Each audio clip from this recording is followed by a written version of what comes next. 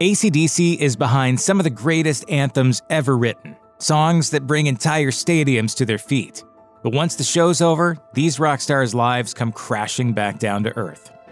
In 1980, Rolling Stone got a look behind the curtain of the band that had a reputation as being rock and roll troublemakers. Instead, they found a few devoted family men, a lot of tea, and a surprising tendency toward introspection. Unexpected? Absolutely, but the band themselves freely admit that their reputation for quick tempers and quicker fists isn't just deserved, it came from a dark place. Angus opened up, sharing, "It's because we always stick together. Like us youngs, we're all short. We walk into a show now, and we still get people hassling us. We used to pull up at a show in a car, and the security people wouldn't let us in."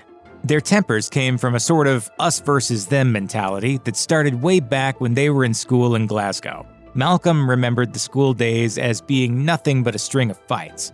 And by the time it was Angus's turn to head to school in Australia, there was already a reputation attached to his last name. He was caned on his very first day just to set an example. By the time he was 15, he was told to leave or he was going to be kicked out. Later, when the New York Post asked Angus about his trademark schoolboy outfit, he said, "Yes, I got a kick out of wearing it, and that's funny because as a kid I was never much a fan of school."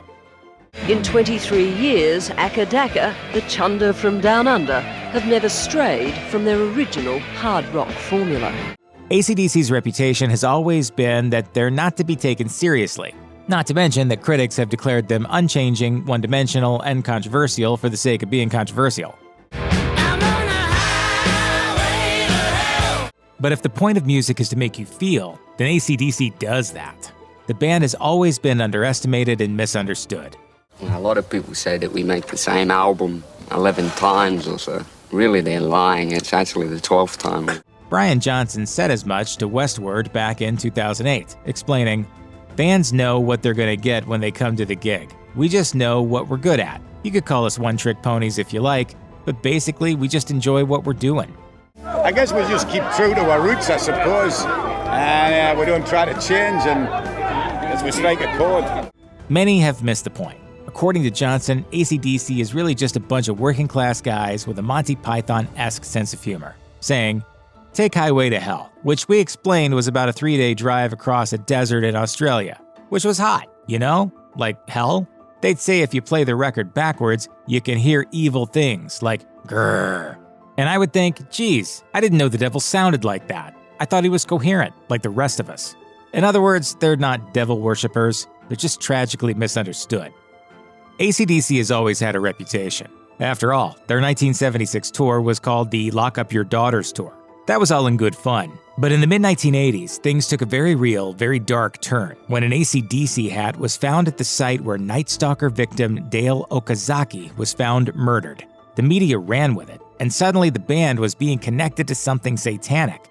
The word was that listening to their music incited murderous tendencies in their fans. And that's when some people started claiming ACDC actually stood for Antichrist Devil's Child. It likely didn't help that ACDC had hits like Hell's Bells.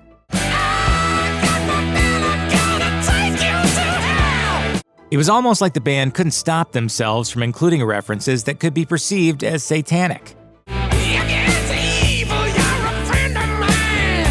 When the Night Stalker was finally captured and revealed to be Richard Ramirez, one of his childhood friends went public about the killer's fondness for the band. And it definitely didn't look good when the media nicknamed him the Night Stalker, which was uncomfortably, if coincidentally, close to ACDC's song Night Prowler. Suddenly, ACDC was no longer selling out shows, and entire cities rallied to ban them from performing. The association stuck with the band for a long time. Crispin Dye played a pivotal part in ACDC's success in the 80s, serving as their manager during a hot period of the band's career. But Dye also had dreams of becoming a musician in his own right. In late 1993, he released a solo record under the name of Chris Kemp, but on December 23, 1993, after spending the evening celebrating his album, events turned tragic. After having drinks with friends, Dye, who was gay, was viciously attacked by several men near the Kinsellas Hotel in Darlinghurst, Australia. His injuries were so severe that he died in the hospital 2 days later on Christmas Day. The attack was thought by many to be a hate crime, although New South Wales police refused to classify it as such. For almost 30 years, there was no movement in the murder case. But in 2023, a special commission was formed to investigate a number of unsolved murders of homosexuals around the time Dye was killed. The commission ordered a forensic investigation of the clothes worn by Dye that evening, and authorities discovered DNA evidence that matched DNA found at another crime scene years later. Unfortunately, the suspect in question had since died, so Dye's case remains unsolved to this day. Brothers Malcolm and Angus Young might be larger than life on stage, but in person, it's a bit of a different story. Respectively standing only 5'3" and 5'2", there's a pretty heartbreaking reason for their small stature. According to the Sydney Morning Herald, the family blamed lead pipes, which contaminated the drinking water on the Glasgow housing estate they lived in. The brothers had early years shaped by the perpetual unemployment of their father and seemingly endless poverty, and the winter of 1963 was the last straw. It was the worst in recorded history, and as temperatures plunged into the sub-zero range, sunny Australia started looking pretty good. The Youngs signed up for a government program designed to encourage immigration to Oz, and it cost the entire family just £20. When they got there, though, they were still at the very bottom and living in the 10 shelters of a migrant hostel. ACDC came to a major crossroads early in their run with the tragic passing of frontman Bon Scott. It was with Scott that the band made its early mark with hits like Whole Lotta Rosie and Dirty Deeds Done Dirt Cheap. And just what happened on the last night of Scott's life, alone in a Renault 5 parked on a London street, is still a bit of a mystery.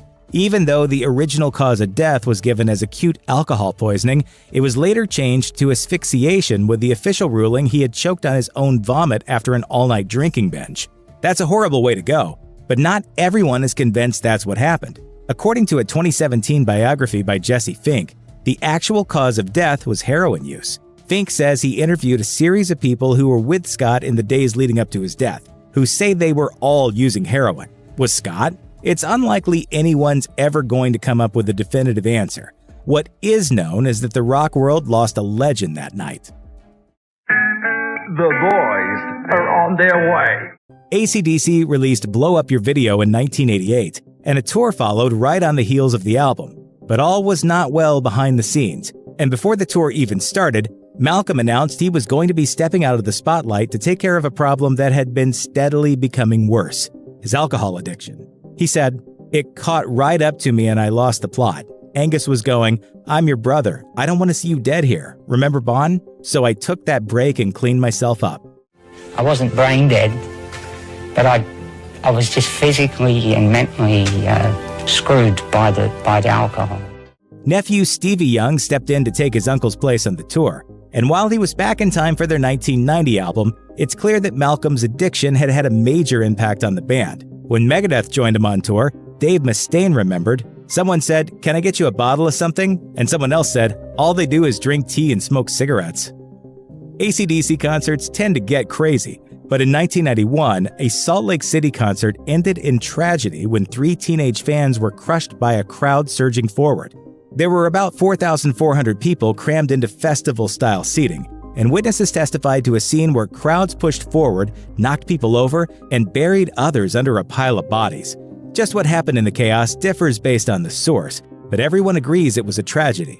10 years later, ACDC returned to play another show at Salt Lake City. Brian Johnson spoke out about the lasting effect it had on them all, saying, "No matter how long ago it happened, you still think about it. You hope and pray it never happens again. That was an awful incident, and it hit us very hard." Malcolm Young lost his battle with dementia on November 18, 2017. When ACDC announced his passing on Facebook, Angus wrote, "As his brother, it is hard to express in words what he has meant to me during my life.